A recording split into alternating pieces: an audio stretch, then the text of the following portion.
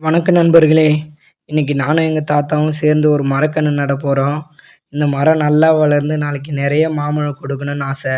ஆனா பாருங்க நண்பர்களே, நான் மரம் நடலான்னு வந்தா எங்க தாத்தா பீடி வாயில வச்சுன்னு ரிலாக்ஸா உட்காந்துக்கிறாரு.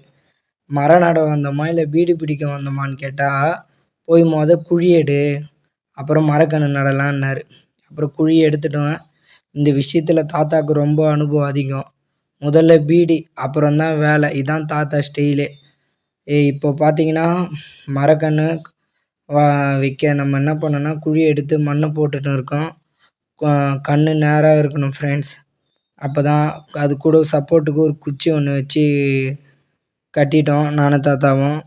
இப்போ இது ஒரு சின்ன கன்று தான். ஆனால் இன்னும் சில வருஷத்துல இது பெரிய மரமா வளர்ந்து மாம்பழம் கொடுக்கும். இந்த மரம் எப்படி வளருதுன்னு இனிமேல் நான் தொடர்ந்து உங்களுக்கு வீடியோ காட்டுறேன். நீங்கள் மறக்காமல் பாருங்கள். அப்புறம் ஒரு அடியாக தண்ணி பிடிச்சின்னு வர சொன்னார். ஒரு 3 நாளைக்கு தொடர்ந்து தண்ணி ஊற்ற சொன்னார். அப்புறம் இது ஃபஸ்ட்டு ஈரத்தோடு அப்படியே தண்ணி ஊற்றிட்டு நானும் தாத்தாவும் கிளம்பிட்டோம். தாத்தா பார்த்தீங்கன்னா ஒரு தோட்டமே வச்சுருக்கார் ஃப்ரெண்ட்ஸ். நான் அது உங்கள் நெக்ஸ்ட் வீடியோவில் காட்டுறேன். தாத்தா வெரி டேஞ்சர் காய். டேஞ்சரான ஆள் அவர். எப்பயுமே கோபமாகவே பேசுவார். அன்பாக பேசவே மாட்டார். நான் நெக்ஸ்ட் வீடியோவில் அவர் ரிவ்யூ பண்ணுறேன்.